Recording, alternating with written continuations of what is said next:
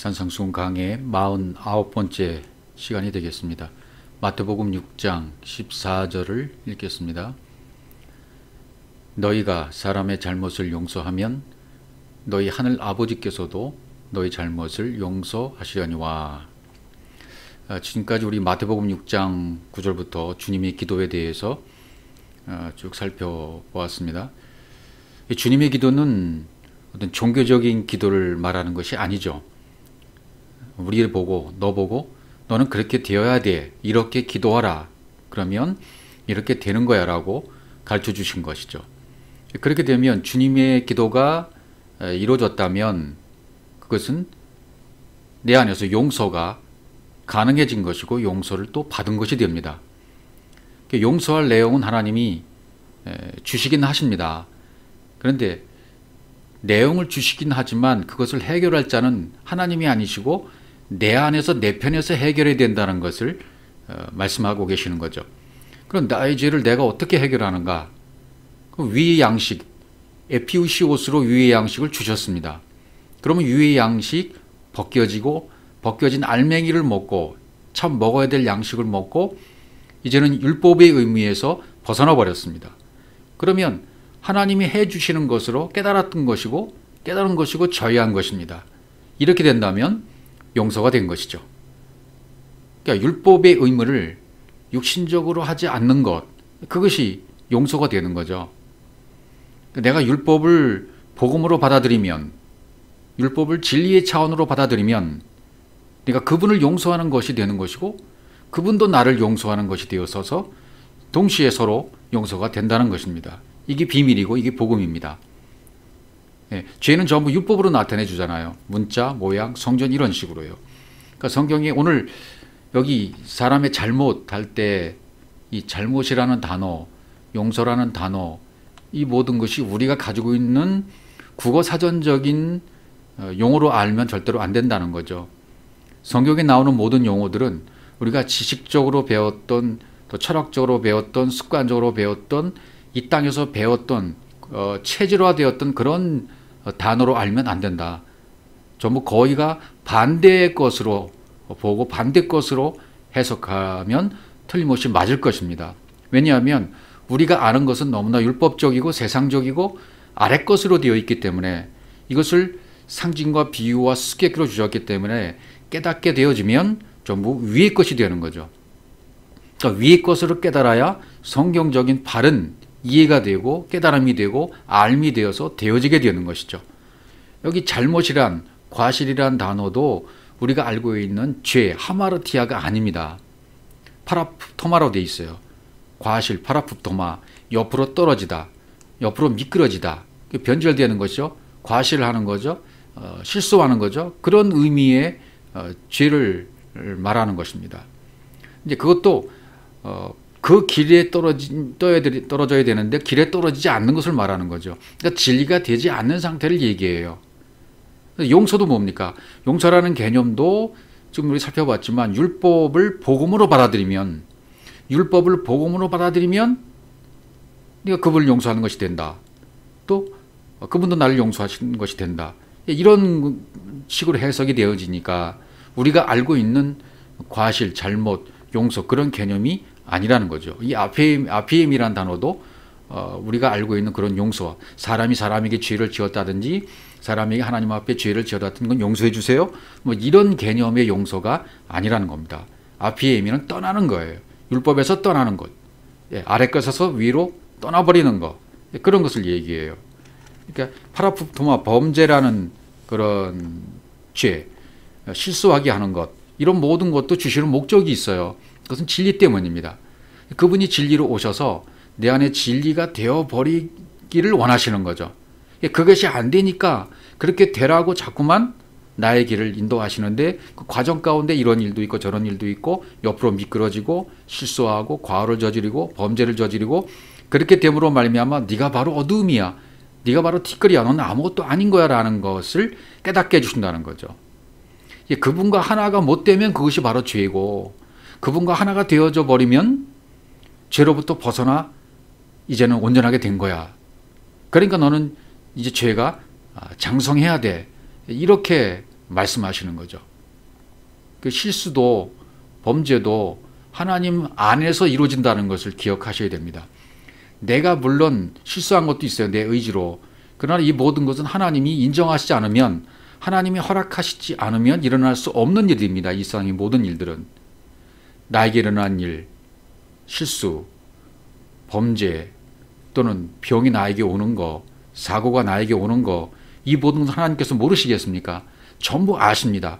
아시고 허락하신 거예요. 왜? 나를 나되게 만드시기 위해서, 나에게 가장 좋은 것을 주시기 위해서 그렇게 허락하셨다는 겁니다. 이것이 믿어지지 않으면 다음 단계로 넘어갈 수가 없어요. 다음 단계로 넘어가지 못하면 자꾸만 내가 판단하게 되고 내 법과 내 기준을 가지고 그것을 바라보려는 경향이 있어요. 그렇게 되어지면 자꾸만 다른 사람들을 판단하고 비판하고 세상을 판단하고 비판하고 하나님도 판단하고 내 지식과 내 철학으로 말미암아 내 법으로 말미암아 하나님을 거기에 집어넣으려는 거죠. 그 틀에다가. 그러니까 안 되니까 이건 뭔가 잘못된 거다라고 신앙을 떠나기도 하고 교회를 떠나기도 하고 이렇게 되는 결과가 나오는 거죠. 그러니까 죄가 장성해서 사망을 낳아야 돼요. 야고보서 1장 15절에 보시면 욕심이 잉태한 즉 죄를 낳고 죄가 장성한 즉 사망을 낳느니라 그랬어요. 이 야고보서 기자가 간파한 이것이 맞아요. 욕심, 에피두미아가 잉태했어요. 슐람바노, 임신이 되었어요. 그러면 하마르티아, 죄를 낳게 됩니다. 죄를 낳게 되면 죄가 장성한 즉 아포텔레오, 장성이라는 단어가 아포텔레오예요. 이 아포텔레오라는 말은 완성하다, 완전히 성취하다, 완전히 성취가 되는 것이고 완성이 되는 거예요. 그럼 죄가 완전히 성취되면 뭐가 되는 것입니까? 이 사망이 되는 거죠. 이 사망이 되면 멸망이 되고 없어지는 것이 아니라 다나토스의 사망이라는 거예요. 완성을 위한 죽음이라는 것입니다. 그러니까 욕심이 잉태한 후 죄를 낳고 죄가 장성한 자 사망을 낳느니라. 이렇게 에피드미아가 하나님을 제대로 모르는 상태였다가 잘못된 것을 알다가 오해된 것을 알다가 정욕적으로 알다가 율법의 하나님을 진짜 하나님을 알고 섬겼던 그때가 있었다는 겁니다. 이 진리의 하나님을 깨닫지 못하고 겉에 있는 문자로 알려진 정보 있죠. 예. 진짜를 알지 못하고 진짜를 깨닫지 못했어요. 근데 가짜 정보만 알았어요. 문자로 알려진 정보만 알고 있어요. 그 하나님을 하나님으로 인식해버린 거죠.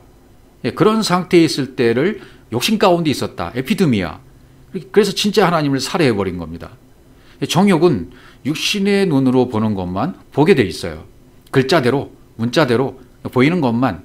전부 이게 에피드미아예요. 예. 그래서 죄를 낳게 되고 죄가 완성이 되어지면 장성이 되어지면 사망이 내게 돼요. 죄가 완전히 되어져서 심판을 받고 사망을 이루려야만 다시 살게 되는 거죠. 그래서 마태복음 5장 28절에도 이미 살펴봤듯이 나는 너에게 이르노니 마태복음 5장 28절입니다. 음욕을 품고 여자를 보는 자마다 마음에 이미 간음하니라 그랬습니다. 여자를 보고라는 뭐랬습니까? 여자는 성경에서 언약이니까 두 가지입니다. 하갈 언약이냐 사라 언약이냐. 하갈 언약이라는 것은 행위 언약에 속한 것이고 사라 언약이라는 것은 은혜 언약에 속한 것입니다. 그러니까 문자 성경 66권으로 기록된 이 말씀을 볼 때에 나에게 유익한 것으로 보는 것을 음욕을 품고 보는 거죠. 그럼 이미 마음에 간음한 거예요. 내 유익을 갖기 위해서, 사업에 성공하기 위해서 어떤 다른 목적을 가지고 성경을 사용한다면, 이용한다면, 지식적으로 사용한다면 그것은 이미 마음에 간음한 것이 됩니다. 예, 잘못된 것을 믿는 거죠. 그것을 하마르티아, 눈에 보이는 대로 취하면 죄이죠. 모르고 가면 죄가 되는 겁니다. 장성이라는 단어가 아포텔레오라고 그랬죠. 아포텔레오, 완전히 성취가 되는 거, 완성하는 거. 그러니까 그 죄가 무언가를 완성하는 겁니다. 죄를 깨닫다가 마지막 단계에 가게 되어지면 죄가 완성하는 것이 무엇인지를 알아요. 죄가 무엇인가를 깨닫게 주었어요. 아, 죄를 깨닫고 보니까 이게 바로 내가 어둠이었네. 내가 티끌이었네. 저녁이 되고 아침이 된 것입니다. 진리 가운데 이루게 된 것입니다. 그러니까 죄가 장성이 당연히 되어야 되죠. 그래야 심판을 받고 다나토스의 사망이 이르면 그것이 영적으로 살아나는 것이 되는 것입니다. 그러니까 율법으로 죄를 깨닫고 나니까 그 죄가 무엇인가를 완성시켜버린 거예요. 율법이 뭔 줄 알았어요? 율법이 알맹이를 알았습니다. 그러면 그 죄가 무엇인가를 완성시켜버린 거예요. 완성. 예, 진리를 깨달았다는 것은 뭡니까? 죄를 알았다는 것이 되죠. 그러니까 하나님과 분리되어 있던 상태, 하나가 되지 못했던 상태에 있다가 깨닫고 보니까 아, 내가 이런 상태에 있었구나라고 깨닫게 되어지면 이제 하나님과 하나가 되어지죠. 반쪽으로 있다가 반쪽을 찾은 것이죠. 하나님 반쪽, 나 반쪽 있다가 온전한 하나가 이루어지는 상태가 되는 것이죠. 그러니까 이 장성이라는 것을 한번 구약적인 개념으로 한번 살펴보도록 하겠습니다. 구약 시편 144편 12절.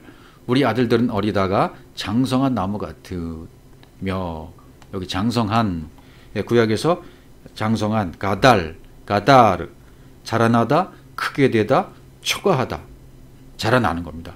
어리다가 장성한 나무들과 같다. 벤, 아들들은. 우리도 역시 똑같습니다. 어리다가 점점 자라나고 크게 되고 초과해서 장성한 나무들과 같다. 우리가 그렇게 이제 성장해 가는 거죠. 장성해 가야 됩니다. 나무 같다, 나티아, 수목, 나타에서 고정시키다, 박히다, 고착됐다. 이런 장성한 나무, 고착된 나무, 아주 박혀버리는 나무, 이 십자가를 상징하죠.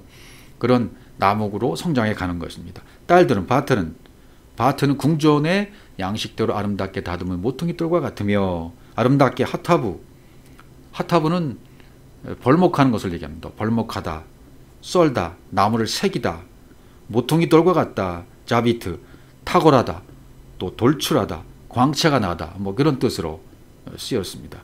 그러니까 벤이든 바트든 아들과 딸이든 좀 어리다가, 어린 상태에 있다가, 젖먹이 상태에 있다가 점점 장성하는 겁니다. 완전한 상태로 자라가는 것입니다. 무엇인가를 완성시키는 상태로 나아간다, 그런 말이 되죠. 그러면 깨닫게 되는 것이죠. 다음 구절을 보겠습니다. 에레미야 5장, 에레미야 12장 2절. 주께서 그들을 심으심으로 그들이 뿌리가 박히고 장성하여 열매를 맺었거늘 그들의 입은 주께 가까우나 그들의 마음은 머니다. 이렇게 되었습니다. 그들을 심으심으로 고정시켰다. 그들이 뿌리가 박히고, 샤라시, 뿌리가 내리다, 그런 뜻입니다. 장성하여, 여기 장성하여라는 건 얄라크, 장성하여, 얄라크, 걷다, 옮기다, 흐르다, 자신의 길을 가다 라고 말씀하는 것이 장성하는 것입니다. 이렇게 자꾸 장성해 가야 돼. 자신의 길을 가야 되죠. 내가 가는 길에서 완벽하게 완성되는 길로 가야 됩니다. 죄가 장성해서 완벽한 상태로 가면, 죄가 뭔지 깨달으면 그것이 뭐가 돼요? 진리가 된다는 말이죠. 또 다음 구절을 보죠. 고린도전서 13장 11절, 우리가 잘 아는 있는 말씀이죠. 내가 어렸을 때에는 말하는 것이 어린아이 같고 깨닫는 것이 어린아이 같고 생각하는 것이 어린아이 같다가 장성한 사람이 되어서는 어린아이를 버려놓으라. 당연한 얘기죠. 당연한 이치죠. 장성한, 완벽한 상태로 자라가는 겁니다. 어렸을 때 네피오스, 미성숙한 어린아이, 네피오스, 어렸을 때 미성숙한 어린아이, 네피오스를 말합니다. 이 말을 못해요. 어린아이는 말을 못해. 진리의 말을 못합니다. 왜? 이때 역사하신 하나님, 내가 어렸을 때, 영적으로 어렸을 때 역사한 하나님은 어떤 하나님일까요? 안에 계신 하나님이 아니에요. 안에 계신 하나님은 아직 못 깨달았어요. 그래서 어린 겁니다. 그러니까 밖에서 역사하신 하나님인 거예요. 밖에서 역사하신 하나님일 때가 은사를 추구하고 이적을 추구하고 기적을 추구하고 밖에 계신 하나님을 계속 찾는 상태입니다. 그런 상태에 있다가 그걸 깨닫고 안으로 들어오면 내 안에 이 엄청난 하나님의 세계에서 내 안에서 역사하는 역사를 깨닫게 되는 것입니다. 그러면 그분이 내 안에서 역사했던 역사가 이제 나타나게 되고 드러나게 되고 삶으로 연결되게 되는 것입니다. 장성한 사람이 되어지면 어린아이를 버린다. 그렇게 되는 거죠. 어린아이를 버렸다는 것은 카타르게오, 완전히 쓸모없게 됐다. 어렸을 때 그 일들은 밖에서 역사하신 하나님을 섬겼을 때 그 일들은 완전히 파괴가 된 겁니다. 소멸이 된 겁니다. 완전히 쓸모없게 된 것입니다. 어린아이 같은 것, 생각하는 것은 전부 없어진 겁니다. 로기조마이, 생각하는 거, 계산, 헤아리고 상징하는 거. 이 생각하는 것도 이제 계산이 끝난 거예요. 어린이였을 때의 계산이 끝나고 장성한 자의 생각 계산으로 바뀐 겁니다. 율법에서 진리로 바뀌었다는 얘기가 되는 것이죠. 그래서 빨리 우리도 이 밖에서 역사하신 하나님에서 안에서 역사하는 하나님으로 바뀌어가고 장성해 가야만 합니다. 네, 고린도전서 14장 20절 보시면 형제들아 지혜는 아이가 되지 말고 악에는 어린아이가 되라. 지혜는 장성한 사람이 되라 그랬습니다. 네, 악에는 어린아이가 되라. 악에는 네피아죠. 어린아이가 되라. 그 지혜는 장성한 텔레이오스. 텔레이오스란 말은 성년, 완전한, 온전한 그런 뜻이죠. 장성한 사람이 되라. 온전한 사람이 되라. 지혜는 온전한 사람이 되어라. 하나님 자신이 지혜이십니다.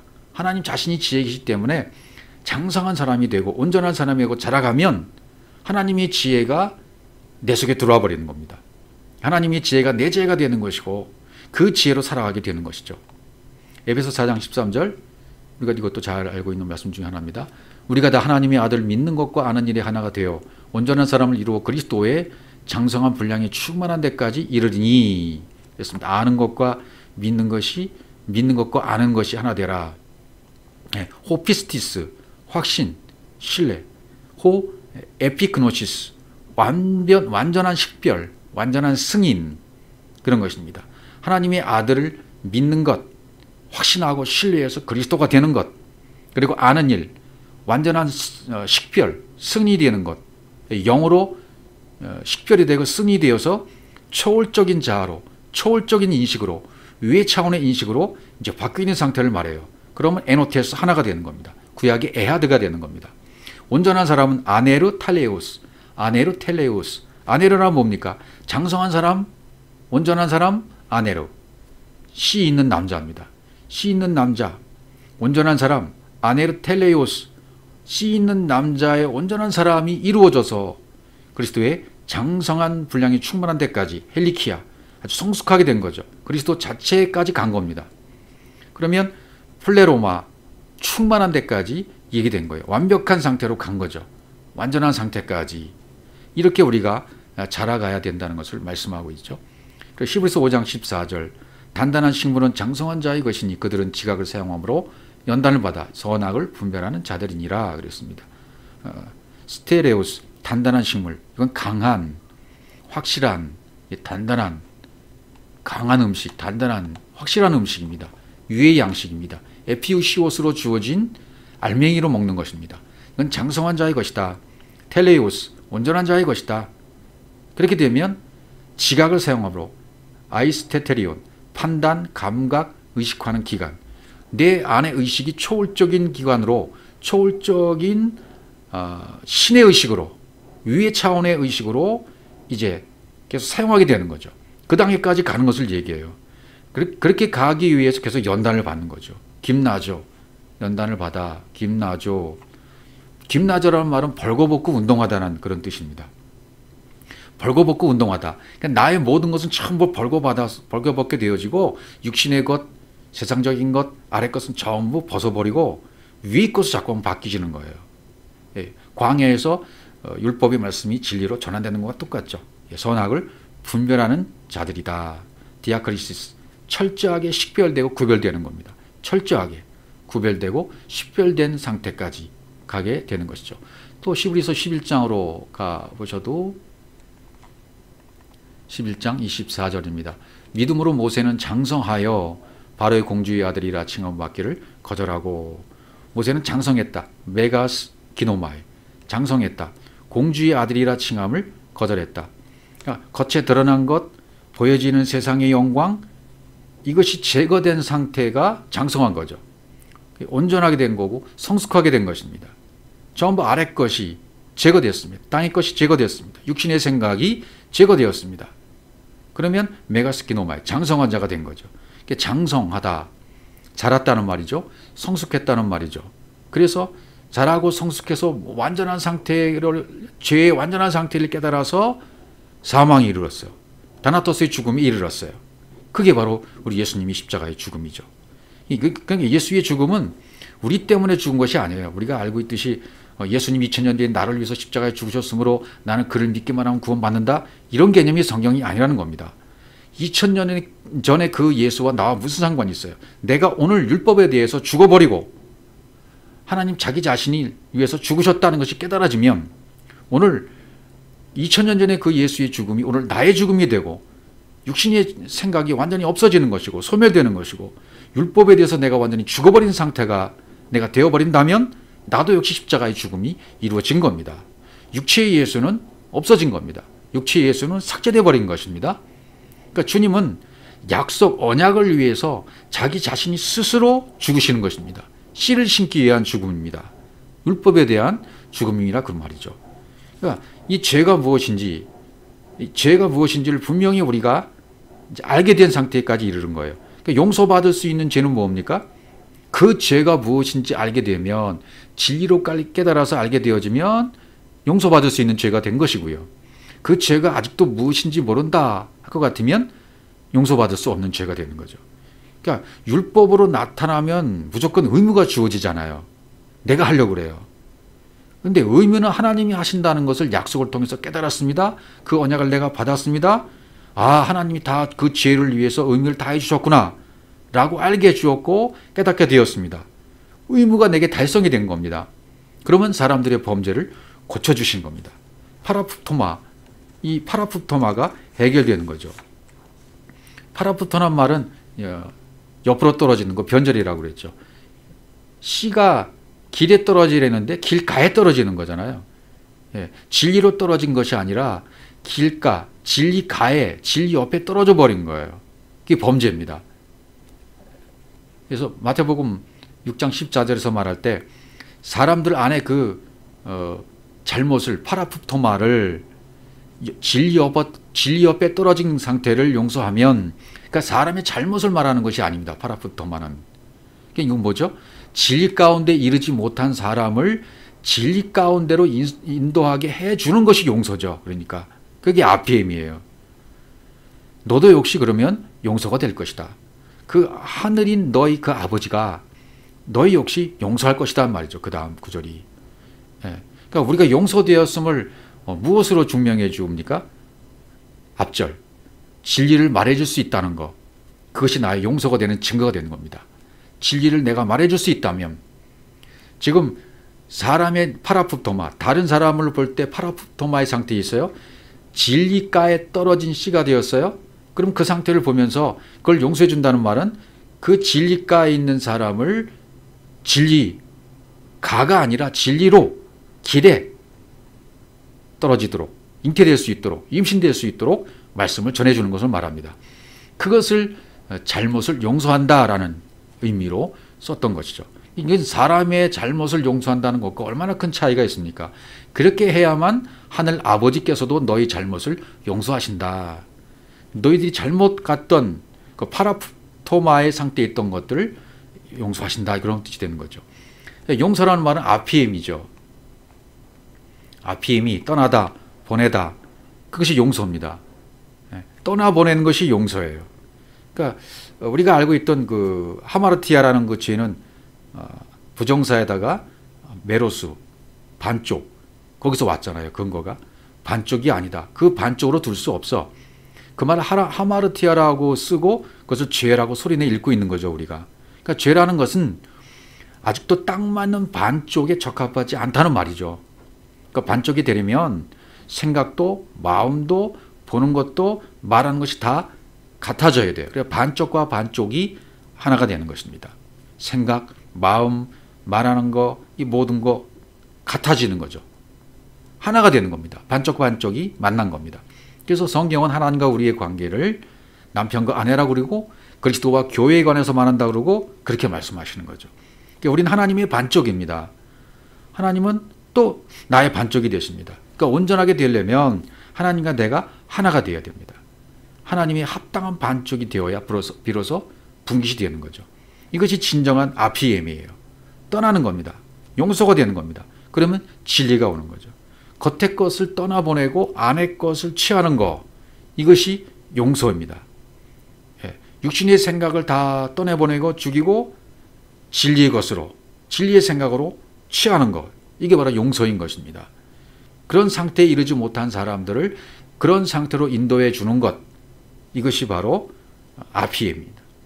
용서가 되는 것이죠. 그래서 마태복음 4장 1절 지난번에 살펴봤습니다마는 마태복음 4장 11절 이에 마귀는 예수를 떠나고 천사들이 나와서 수종드니라 그랬습니다. 예수를 떠나고, 그렇죠, 잘못되고 존재적인 마귀가 아니라고 말씀드렸습니다. 분명히 이것은 하나님 말씀을 오해하고 있는 상태, 그러니까 내가 마귀예요. 하나님 말씀을 오해하고 있으면 내가 마귀인 것입니다. 귀신인 것입니다. 사단인 것입니다. 그 마귀가 떠나야 돼요. 잘못 알고 있는 예수가 떠나야 돼요. 잘못 알고 있는 율법의 말씀이 내게서 떠나가 버려야 돼요. 그러면 진리가 되는 거죠. 표면의 말씀이 떠나가야 됩니다. 성경 66권 문자적인 말씀이 떠나가야 됩니다. 겉의 것이 떠나가야 됩니다. 내 겉사람이 파괴되고 속사람으로 다시 살아나야 됩니다. 그러면 완전히 진리 가운데 되는 것이고 속사람이 이루어지는 것이죠. 그러니까 예수를 떠나고 이것이 되어야 돼요. 마태복음 4장 20절은요. 저희가 곧 그물을 버려두고 예수를 따랐다. 우리도 그물을 버려둬야 돼요. 제자들이 그물을 버려두고 자기 생업의 그물을 버려두고 예수를 따랐다. 이렇게 됐잖아요. 그러니까 나의 소유, 내 육신의 생각, 내 의의 가치관, 내가 의롭다고 생각했던 그 가치관, 내가 옳다고 생각했던 관점, 이걸 전부 바뀌어지는 것을 얘기하죠. 이게 그물을 버려두었다. 그리고 그분을 쫓아가는 거죠. 역시 우리도 똑같이 그물을 버려두고가 돼야 됩니다. 이것이 되게 하기 위해서 하나님은 계속해서 나의 삶 가운데 개입해 들어오시는 겁니다. 다듬어 가시는 겁니다. 돌을 다듬어 가시는 거죠. 그럴 때 아픔이 있고 고통이 있고 슬픔이 있을 수 있어요. 두려움이 있을 수도 있습니다. 그러나 이것은 하나님이 나를 나되게 만드시기 위한 과정이구나라는 것을 깨닫게 되어지고 한 발자국 한 발자국 나아가게 된다면 그것이 얼마나 큰 기쁨이고 얼마나 큰 감격이고 얼마나 큰 진리 가운데 이뤄가는 것인지 너무너무 즐겁고 기쁜 거예요. 너무 감사한 거예요. 그것이 계속 깨달아지고 반복되고 반복되어져서 결국은 그리스도로 내가 발견되어지고 그리스도로 살아가는 것. 그래서 바울은 내가 그리스도와 함께 십자가에 못 박혔나니라고 말하는 것입니다. 가라데 2장 20절이 되는 겁니다. 이제 내가 사는 것은 내가 사는 것이 아니라 내 안에 그리스도께서 사신 것이라고 고백하는 것처럼 여러분과 저도 이 모든 소유, 육신의 생각, 가치관, 관점이 그물이 버려지게 되어져서 이제는요 진리로 그리스도로 살아가는 바알과 같은 사람들이 되어야만 합니다. 주님 그것을 원하시는 거죠. 마태복음 8장 14절 예수께서 베드로의 집에 들어가사 그의 장모가 열병으로 앓아 누운 것을 보시고 너희가 그의 손을 만지시니 열병이 떠나가고 여인이 일어나서 예수께 수종들더라 이렇게 되어 있습니다. 열병이 떠나가고 이게 아피엠이에요. 아피 떠나갔다는 말이 전부 아피엠이다 말이죠.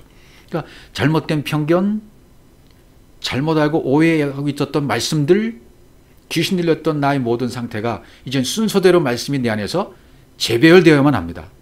그것이 열병이 떠나가는 것입니다. 귀신이 떠나가는 겁니다. 말씀이 재배열되는 것, 그것이 열병이 떠나가는 것입니다. 결국 그렇게 되므로 같은 말을 할 수 있어야 돼요. 그분과 똑같은 말을 내 입에 말씀의 검이 세워져서 그분과 내가 진리의 말로 똑같이 할 수 있는 상태, 그것이 영으로 드려지는 예배가 되는 것입니다. 예배는 누가 드리는 겁니까? 하나님은 영이시니 예배하는 자는 신령과 진정으로 예배할지니라. 분명 그 예배는 영과 영이 드리는 예배입니다. 이 질병이 열병이 떠나가지 아니한 상태에서 아무리 수천 명 수만 명이 모여서 예배를 드린다 한들 거기에 신성이 있을 수 있을까요? 하나님이 함께 하신다는 말을 할 수 있을까요? 진정한 예배라는 것은 내 안에 있는 잘못된 편견과 오해했던 모든 귀신이 떠나가 버리고 말씀이 재배열된 상태에서 내 열병이 떠나가서 하나님의 영과 내 영이 하나 된 상태가 된 사람들이 모여서 코이노니아를 하는 것이 바로 예배인 것입니다. 거기에는 숫자가 관계가 없는 거예요. 2사람이든 3사람이든 100사람이든 몇 사람이 모였던 그건 상관이 없어요. 그렇게 열병이 떠나간 상태, 귀신이 떠나간 상태, 영이 된 상태의 사람이 영으로 드려지는 그 예배 가운데 두세 사람과도 함께 하신다고 약속했던 것입니다. 이렇게 진리의 말씀은 계속 우리에게 유입되어서 내 안에 저장되어지게 됩니다. 그럼 내 입에서 언젠가는 그 말씀이 나올 때가 있게 되겠죠. 그것을 결국은 성경은 죄사함이라고 말하는 것이고, 이걸 우리 스스로가 못하게 되니까 그분이 내 안에 진리로 오셔서 내 안에 진리가 되어버리시는 것입니다. 그럼 그분이 하시는 거죠. 결국은 그분이 하시는 것인데 그분이 해 주신 것을 나는 취하는 겁니다. 그럼 그분과 하나가 되는 것이죠. 하나가 되어지면 죄로부터 벗어나서 그분이 다 하신 의무를 받아들였으므로 죄로부터 벗어나게 되었다, 그런 말이 되는 것이죠. 그래서 마태복음 6장 15절에는 이렇게 되어 있어요. 너희가 사람의 잘못을 용서하지 아니하면 너희 아버지께서 너희 잘못을 용서하지 아니하시리라. 이건 14절과 반대로 되어 있는 말씀이 되어 있죠.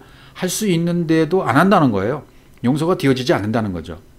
내가 그 용서를 해줄 수 없다면, 여러분 자신이 다른 사람의 잘못을, 과오를 용서하지 않는다면, 아페임이 떠나게 해주지 못한다면, 율법에 있는 상태에서, 잘못씨가 던져진 상태에서 진리 가운데로 가도록 인도해 주지 못한다면 너희 그 아버지가 너희의 파라프토마도 용서하지 않을 것이다. 그러면 이것은 주님의 기도, 마태복음 6장 9절부터 시작되었던 그 기도가 된 사람들, 이루어진 사람들에게는 14절, 15절이 어떻게 된다는 얘기입니까? 자연스럽게 이루어지게 된다는 것이 됩니다. 그래서 너희는 이렇게 기도하라고 했잖아요. 이렇게 기도하라. 너희는 이렇게 기도하라 하고 마태복음 6장 9절이 시작되었어요. 마태복음 6장이 시작할 때 궁율, 기도, 금식의 순서로 진행이 된다고 그랬죠. 궁율, 기도, 금식. 궁율은 살펴보았고, 기도 살펴보았고, 그 다음에 금식으로 나가는 거죠. 이제 기도, 주님의 기도, 이 기도가 내 안에서 이루어지면 자연스럽게 파라푸토마, 용서가 되어진다는 것입니다. 자, 하늘에 계신 우리 아버지로 시작되었죠. 하늘에 계신 우리 아버지여, 그 하나님, 아버지가 내 안에 계셔야 돼요. 듀라의 문이 열려져서 아버지가 내 안에 들어오게 되시면 자동으로 그 문은 닫혀지게 되어지고, 그 상태에서 그분과 하나 된 상태에서 기도가 되어지게 된다고 했습니다. 그렇게 하나가 된 상태에서 아버지가 내 안에 계셔야 돼요. 그 다음에 두 번째는 이름이 거룩히 여김을, 이름이 거룩해야 돼요. 말씀이 거룩해야 돼요. 하늘들 안에 계시는 아버지가 내 안에 계시면 그 이름이 거룩입니다. 말씀입니다. 너의 이름이 곧 말씀이야. 이렇게 되는 거죠. 그 다음에 세 번째는요. 그 나라가, 하나님 나라는 여기 있다 저기 있다 못하라니 너희 안에 있느니라 그랬잖아요. 그러니까 그 하나님의 나라가 그리스도이다. 그 나라가 내 안에 와야 돼요. 세 번째가 그 나라가 오는 겁니다. 내 안에 나라로 오시게 되어 있어요. 임하시게 되어 있어요. 내가 그리스도와 똑같은 시각, 같은 관점을 갖게 해주시는 거죠. 그리고 영이기 때문에 이제 같은 영이 되어지게 되는 거죠. 네 번째는 아버지의 뜻이 내 안에서 이루어져야 됩니다. 땅적 존재가 하늘적 존재로 되어져서 내가 하늘이 되어야 돼요. 예, 그 땅 위의 것 역시 하늘 안에서와 같이 그 뜻이 되어지게 해주십시오. 이렇게 기도하는 거잖아요. 그러니까 아들을 통해서 하늘의 것으로 볼 수 있다면 그것은 바로 하나님의 뜻이 되는 거죠. 다섯 번째는 위에 속한 존재로서의 그 생명의 뜻을 주세요라는 기도가 이루어져야 돼. 에피우시오스가 위로 주시는 알맹이 양식. 다시 말씀드리면 위에 존재하는 떡, 영생을 위한 양식, 그것이 되게 해주세요. 껍데기가 벗겨져 버린 올려진 하늘의 양식, 그것을 주세요라고 하는 기도. 그 다음에 여섯 번째는요. 해서는 안 될 의문을 하려고 하는 잘못된 신앙, 올페일레마에서 벗어나게 해주세요. 자꾸만 내가 율법의 의무를 하려고 그래요. 그것은 누가 하시는 거라고요? 당연히 하나님이 다 해주시는 거예요. 하나님이 해주시는 것을 내가 하려고 막 발버둥치는 잘못된 신앙생활에서 벗어나는 것, 그것이 바로 이루어져야 되고요. 일곱 번째는요. 시험 들어서 갇혀있던 율법에서 벗어나게 하시고 성김이 되게 해주세요. 아멘이 되게 해주세요. 라고 하는 기도잖아요. 마지막으로. 시험 들었다는 것은 뭐죠? 율법에 갇혀있는 상태, 율법 아래 갇혀있는 상태가 시험에 든 상태입니다. 그러니까 진짜 복음을 모르는 상태죠. 그러니까 페이라조가 도끼마조가 되게 해주시는 겁니다. 페이라조의 시험이 실패를 위한 시험을 통해서 성공을 위한 도끼마저의 시험을 되게 해주시는 거. 예, 그렇게 되면 내가 섬김이 되어집니다. 말씀으로 섬기는 자가 되어집니다. 그럼 아멘이 되는 거죠. 내가 진리가 되는 것이 바로 아멘입니다. 이때 우리가 아멘하는 거예요. 아무 때나 아멘하는 것이 아니고. 이렇게 하나님이 내게 말씀을 하셨습니다. 그럼 나는 들었습니다. 들은 말씀이 내 안에서 기노마 이루어졌습니다. 포위에요. 되어졌습니다. 그 되어진 기도, 이 기도를 내가 되어졌다면 이제는 다른 사람들 아피엠이 다른 사람의 잘못, 과실을 용서해 줄 수가 있는 것입니다. 파라프토마를 아피엠이 해줄 수가 있는 거죠. 그러니까 이제 우리가 눈 감고 기도한다든지 하는 거 멈춰야만 합니다. 미신적인 행위를 멈춰야만 합니다. 식사기도 의미가 없어요. 기도문 읽고 내려가는 거 아무 의미가 없습니다. 종교에 해당하는 미신 행위에 속한 것들은 당장 다 멈춰야만 합니다. 기도라는 것은 바로 진리의 말씀을 듣고 있는 것이 기도이고 그 진리의 말씀을 전해주는 것이 기도입니다. 이 주님의 기도가 내 안에 이루어져서 다른 사람의 파라프토마를 아피엠이 용서해 줄 수 있는 상태, 이런 상태에 있는 자들이 이 기도를 계속 할 수가 있는 것입니다.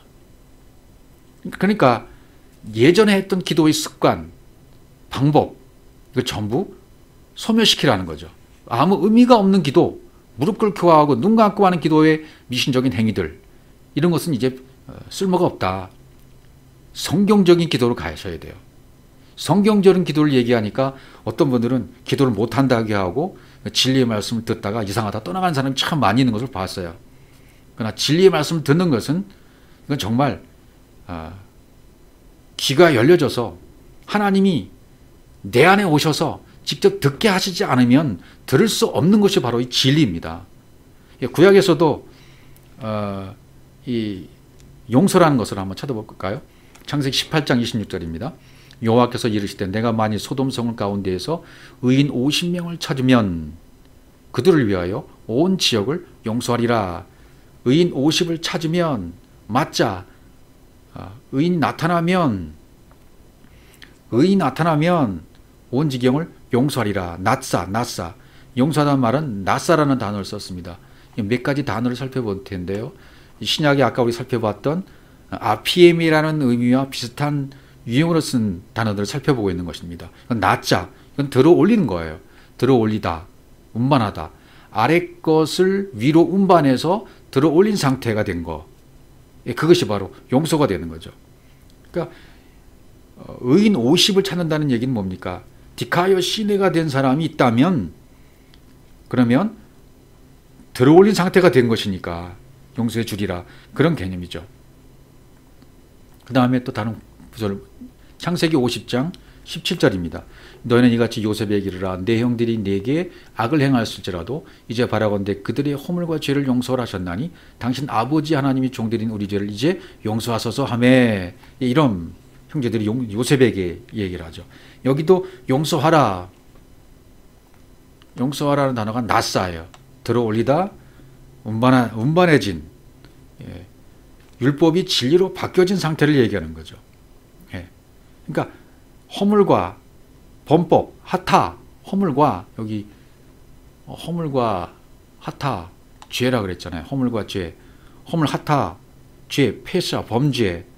그러니까 겉의 것, 겉성전이 무너지면 허물과 죄를 다 용서한 것이 되는 것과 같습니다. 또 우리도 보이는 악, 문자, 율법, 성경 66권 이걸 다 팔고 육신의 생각을 다 팔고 젖을 띄어야만 합니다. 율법의 젖을 띄어야만 돼요. 그럼 겉의 것이 무너지고 속의 것이 세워지는 것이 됩니다. 그것이 바로 용서가 되는 거죠. 이런 상태를 지금 창세기에도 얘기하고 있는 것입니다. 출애굽기 10장 17절에도 바로 얘기죠. 청컨대 바라건대 이번만 나의 죄를 용서하고, 여기도 용서하고 라는 단어가 쓰였어요. 여기도 나싸, 똑같은 단어, 나싸, 들어 올린. 그러니까 죄가 드러나서 심판을 받고 사망에 이르러야 살아난다는 거예요. 그러니까 지금 바로는 10가지 재앙, 10가지 심판을 받을 단계마다 영적 성장을 이뤄가고 있습니다. 용서가 되어져 가고 있습니다. 겉의 것이 무너져 가고 있는 바로예요. 우리도 똑같습니다. 겉의 것은 계속 무너져 가고 결국 장자의 죽은 심판, 재앙을 통해서 다 불태워집니다. 용서가 되어집니다. 이렇게 죄가 깨닫게 해주는 완성한 상태, 죄가 깨닫게 해주는 완성된 상태로 장성하게 때까지 가야 돼요. 그래야 심판받고 사망에 이르러서 살아나게 되는 거죠. 잠언서로 또 가보시면 출애굽기 34장 7절도 인자를 천대까지 베풀며 악과 과실과 죄를 용서하리라. 출애굽기 34장 7절 여기도 낫사 순서가 바뀌었네요. 나의 죄를 용서하고 너희 하나님 여호와께 구하여 이 죽음을 내게서 떠나게 하라. 이렇게 되어 있고요. 여기서 이제 죄를 용서하고 전부 나사로 되어 있어요. 잠언 19장 11절은 나사가 아니네요. 아까 살펴봤던 잠언 19장 11절은 나사가 아닙니다. 여기는 노하기를 더디하는 것이 사람의 슬기요 허물을 용서하는 것이 자기의 영광이라. 앞에 출애굽기 이번만 용서하고 그다음에 인자 천대까지 악과 과실 용서하나 이거 전부 나사입니다. 근데 잠언 19장 11절에서는 나사가 아니라 여기는 아바르라는 단어가 쓰였어요. 좀 다르죠.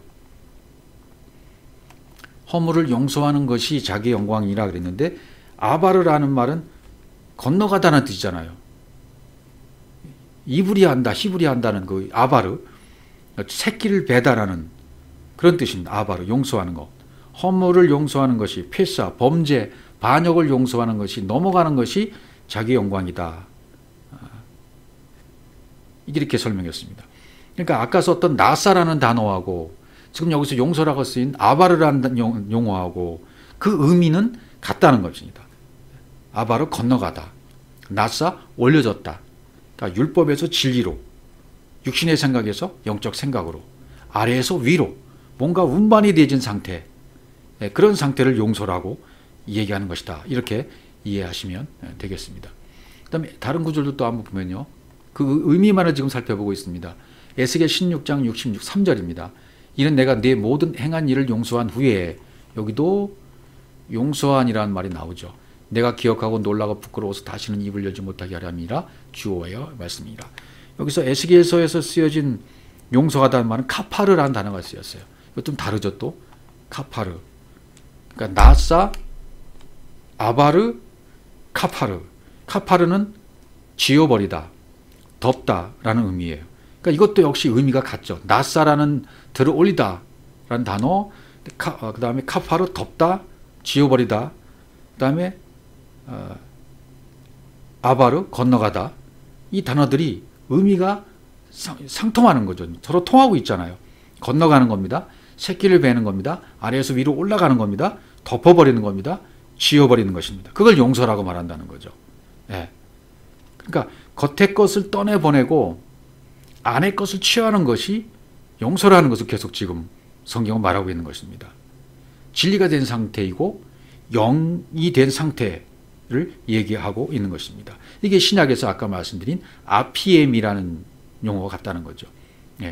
율법으로 떠나 겉으로부터 떠나서 진리에 이르게 하는 것, 그게 바로 용서란 것이다 라는 것을 계속 설명하고 있는 것입니다.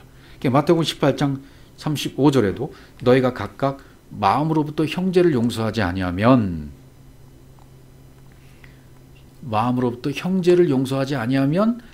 나의 하늘 아버지께서도 너의 이와 같이 하시리라 그랬습니다. 형제, 용서, 여기 아피엠이죠. 형제를 용서하지 아니하면 아피엠이 보내다. 형제의 그 파라토마가 형제 다음에 파라토마, 형제 다음에 파라토마가 생략되었습니다. 형제의 파라토마를, 형제의 범죄를 용서하지 아니하면 이렇게 돼 있어요. 우리 형제 누구십니까? 이웃이 누굽니까? 그리스도잖아요. 예수 그리스도시잖아요.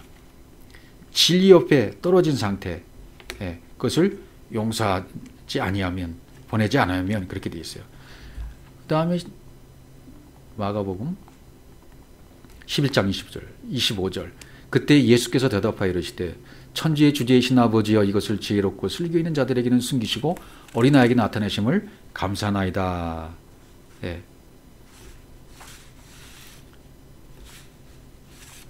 여기도 어린아이에게 되는 나타내심을 감사한다. 지혜롭고 슬긴 자들에게 숨기시고 어린아이들에게 나타내심을 감사한다. 그 다음에 마태복음 18장 35절을 제가 잘못 읽은 것 같습니다. 마태복음 너희가 각각 중심으로 형제의 과실을 용서하지 아니하면 내 천부께서도 너에게 이와 같이 하시리라. 마가복음 11장 22절인데 제가 잘못 적었어요. 서서 기도할 때 아무에게나 혐의가 있거든 용서하라 그랬습니다. 아무에게나 혐의가 있거든 용서하라. 아피미 그리하여 하늘에 계신 너희 아버지는 너희를 사하여 주시리라. 그렇게 되어졌죠. 혐의가 있거든 용서해라. 아피에메라. 그래야 하늘에 계신 너희 아버지도 너희를 용서한다. 누가복음 17장 3절로 가죠. 너희는 스스로 조심하라. 만일 내 형제가 죄를 범하거든 경고하고 회개하거든 용서하라. 그렇게 되어 있습니다. 여기 스스로 조심하라. 조심하라는 단어는 뭐죠? 프로세코라고 되어 있죠. 프로세코라는 단어는 청정하다. 말씀을 잘 듣는 것을 얘기하죠. 복음을 들어봐라는 거죠. 복음을 들어봐라. 만일 내 형제가 죄를 범하거든 하마르티아 형제가 하마르티아 죄를 범하거든 형제는 예수 그리스도를 말하죠.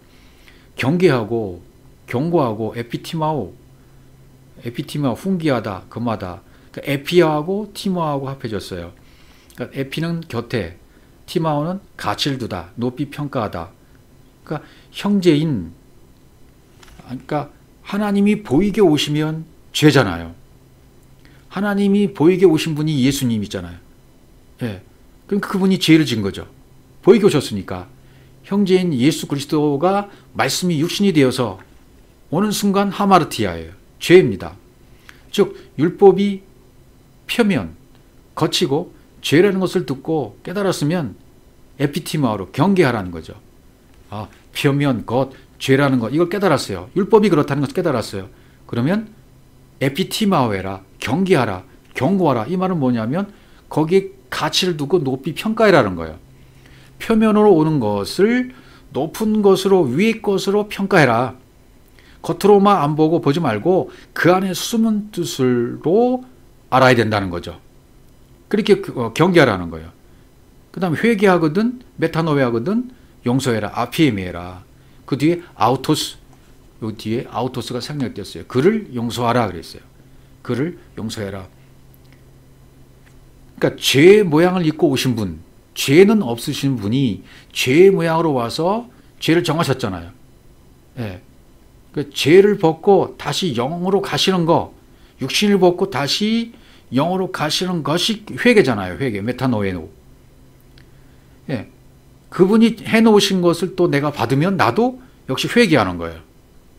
그것을 용서해라. 아피에메라. 겉의 것이 떠나가고 안의 것을 취하는 것이 용서라고 했잖아요. 겉의 것으로 왔는데 안의 것으로 알아보았다면 용서가 됐다는 거예요. 성경 66권을 또 율법을 보이는 것을 진리로 높이 평가가 되었다면 내가 보이는 관점이 그렇게 높이 평가하는 기준으로 바뀌었다면 그것을 내가 받아들인 것이 된 것입니다. 내가 형제를 용서한 것이 된 것입니다. 형제도 나를 용서한 것이 된 것입니다. 서로 용서가 되었다 그 말이죠. 그럼 17장 4절로 가보시면 만일 하루에 7번이라도 내게 죄를 짓고 7번 내게 돌아와 내게 회개하노라 하거든 너는 용서하라 하시더라. 또 마태복음 18장 21절 동일한 말씀입니다. 그때 베드로가 나와 이르되 주여 형제가 내게 죄를 범하면 몇 번이나 용서해 주리이까 7번까지 하오리이까. 예수께서 이르시되 내게 이르노니 7번뿐만 아니라 7번을 70번까지 할지니라 이렇게 말씀하셨습니다. 그러니까 70번이니까 77이 49 490번이라고 말할 수 있지만 77이 49 50일째 되는 날이 오순절이잖아요. 그러니까 무슨 뜻이냐면 언약이 일곱이라는 언약이 약속하신 성령이 오시기까지 모두 완성이 되는 것을 말하는 거죠. 이런 것이 7번이라는 것은 무한정의를 얘기하는 거죠. 그러니까 오순절 내게 그분이 임재하실 때까지 파루시아가 이루어질 때까지 계속해서 하라는 거죠. 계속해서 아피에메라는 거죠. 앞에 매랑 뭐라고 했죠? 떠나는 것이라고 했잖아요. 율법이 진리로 떠나는 것, 아래 것이 위로 떠나는 것, 겉의 것이 속으로, 속의 것으로 바뀌는 것을 말합니다. 겉의 것이 떠나가고 안의 것을 취하는 것이 용서라고 했잖아요. 그런 용서가 계속 이루어져야 돼요. 완벽한 상태까지 갈 때까지. 그러니까 오순절날 성령이 오시잖아요. 내 안에 오순절이 이루어지게 되면 홍해를 건너고 요단강을 건너지게 되어지면 물침례 받고 불침례 받고 완전히 다 타버리고 성령이 임한 상태입니다. 그럼 나 자신이 하나님의 언약 백성으로 완성된 거죠. 그런데 이 하나님의 언약 백성으로 완성되지 않으면 하나님 입장에서는 죄 짓고 계시는 상태와 똑같은 거예요. 내가 완성이 안 되면 70번씩 7번까지로 계속해서 언약 백성으로 완성이 되어야 되는데 이 언약 백성으로 완성이 되어지지 않으면 하나님은 죄를 지으신 상태로 계시는 거예요. 그러니까 내가 진리를 듣고 깨달았어요. 그리스도의 보화를 발견했습니다. 그분은 내게 회개가 되고 용서가 된 거예요. 그리스도가 내 속에서 창조되었던 그 형상과 그 모습으로 드러나야 됩니다. 그것이 드러나지 않으면 그분은 나에게 뭐 한 거예요? 죄를 짓고 있는 겁니다. 그 언약이 나에게 성취되지 않으면 내가 죄를 짓는 것이라는 것입니다. 하나님도 죄를 짓고 있는 상태라는 것입니다. 이 일이 반복적으로 일어나는 것, 이거 한 번에 안 이루어지잖아요. 광야 40년이라고 해요. 40년. 상징으로 40이라는 숫자를 주었지 않습니까? 사람마다 다 다르지만 누구나 한 번에 이루어지지가 않습니다. 그러니까 용서가 된 안의 것을 취하게 된 상태로 되어야 돼요. 용서가 된 상태가 되어야 돼요. 반복적으로 70번씩 7번까지라도 해서 오순절이 나에게 이루어져야 돼요. 언약이 나에게 이루어져야 돼요. 내가 언약 백성이 되어야만 합니다. 그리스도란 보화를 발견해야만 합니다. 이것이 안 되면 그분은 내게 죄를 짓고 있는 상태고 나도 죄를 짓고 있는 상태예요. 그러나 이거 용서가 이루어진 상태가 되었다면 이제 안의 것을 취하게 됐다면 그리스도를 취하게 됐다면 그리스도로 되었다면 어떻게 된 상태일까요? 그분의 숨결이 내 내면의 왕국에서부터 불어넣어진 상태가 된 것입니다. 이 창세기 2장 7절로 가보죠. 아주 중요한 말씀이 될 수 있죠. 여호와 하나님이 땅의 흙으로 사람을 지으시고 생기를 그 코에 불어넣으시니 사람이 생명이 되니라 이렇게 되어 있어요. 그 코에 하나님의 생기를 호흡을 숨결을 코에라 그러니까 진짜 사람이 코처럼 생각하는 경우가 많아요. 그것은 아나프에서 왔어요. 강하게 숨쉬다, 불어넣었다, 나파흐, 훅 불다, 또 불을 붙이다는 뜻이에요. 그러니까 밖에서 안으로 하나님의 호흡, 하나님의 생기를 훅 불어넣었다는 그런 뜻이 아니라 불을 붙였다는 뜻인데 내 안의 내면의 상태에다가 불을 붙이신 거예요. 그분의 능력으로 하나님의 왕국인 그 나라에서 숨을 훅 하고 불어넣으신 것이고 불을 붙여버리신 것입니다. 예. 그렇게 되니까 그분이 불어넣으신 숨결이 됐기 때문에 내 안에 숨쉬고 있는 폐 속에는 내가 아니라 그분의 능력이 움직이고 있는 거죠. 벌떡벌떡 숨을 쉴 때마다 거기에는 그분의 모든 의지가 있고 거기에는 그분의 모든 힘이 있고 거기에는 모든 하나님의 생명의 숨결이 거기에 내게 들어와 있는 것입니다.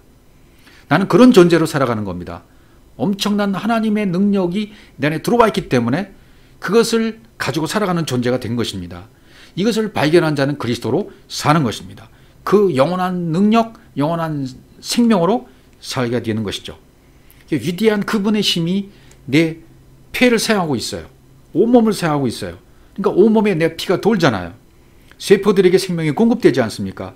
이것이 하나님의 능력인 것입니다. 그냥 되는 것이 없어요. 우리가 이 땅에 발붙이고 살면서 호흡하며 살고 살아가는 것이 그냥 되는 것이 아니라 거대한 하나님의 왕국인 하나님의 나라, 하나님의 생명, 하나님의 기운이 내 속에 움직이면서 살아가고 있다는 것을 인식하셔야 합니다. 이것이 초월적 의식으로 초월적 인식을 가지고 살아가는 삶이에요. 그 심장의 능력으로 나의 세포, 섬유조직, 털을 만들어내고 뼈를 만들어내고 있어요. 모든 기관들을 움직이고 있습니다.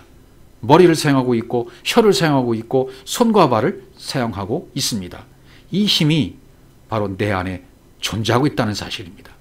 내가 바로 그 존재이고 그런 존재와 그런 초월적 의식으로 살고 있는 것이 용서받은 자의 삶이라는 것입니다. 내가 하는 모든 일은 누가 하는 겁니까? 그 위대한 능력을 불어넣으신 그분이 하시는 일이에요. 무슨 말을 하든지 무슨 생각을 하든지 내가 하는 모든 것은 다 그 위의 능력으로, 위의 의식으로 그분이 하신 것인 겁니다. 이것이 영이라는 거예요. 영. 그래서 이 초월적 의식은 땅속, 물속, 공기 속, 불 속, 이 모든 곳에 나의 의지가 없는 것이 없는 것입니다. 모든 공간에 나의 의지가 모든 것이 있는 거예요. 이것이 깨어있는 마음, 깨어있는 실존, 진정한 내면의 나인 것이고 영적인 존재인 것입니다. 그래서 시편 기자는 이렇게 139편 14절에서 내가 주께 감사하오면 나를 지으심이 심히 기묘하심이라 주께서 하신 일이 기이함을 내 영혼이 잘 아나이다 이랬어요. 주께 감사함은 야다 손에서 왔어요. 손을 펴서 경배하오면 내가 진정으로 손을 펴서 주께 경배하고 있는 이유는 나를 지으심이 팔라 나를 경이롭게 만드심이 신묘막직하게 만드심이 깜짝 놀라게 깜짝 놀라게 만드신 그 일이 기이함을 내 영혼 뇌피씨가 잘 아나이다. 뇌피씨가 이걸 잘 안다는 거예요. 뇌피씨가 놀라울 일 아니겠습니까? 영이 되어야 잘 아는데 뇌피씨가 된 상태에서 이것을 알게끔 만들어 놓으셨다는 거예요. 그러면 영이 됐다는 것은 제가 아까 말씀드린 땅속, 물속, 공기속, 불속 모든 곳에 내 의지가 작동하지 않는 것이 없다. 즉 그분의 초월적인 의지가 신묘막직하게 지으신 그분의 깜짝 놀라게 하는 의식이 내 안에서 같이 움직이고 있다는 것입니다. 예, 그 영적으로 되어지면 더 하는 거죠. 뇌피시 상태에서 이것을 알고 수 있고 야다가 될 수 있다면 흐레마의 상태에서도 예, 그러니까 영적인 상태가 됐다는 것은 이건 그분과 똑같이 된 거예요. 그분의 초월적인 의식과 똑같이 된 것입니다. 그러니까 하나님이 원하시는 것은 그거예요. 하나님은 나를 통해서 모든 일을 성취하시고 지배하시고 다스려 나가시기를 원하신다는 것입니다. 이것이 진정한 복음인 것입니다. 이 복음 앞에 반응하는 여러분들이 되시기를 주의 이름으로 축복합니다.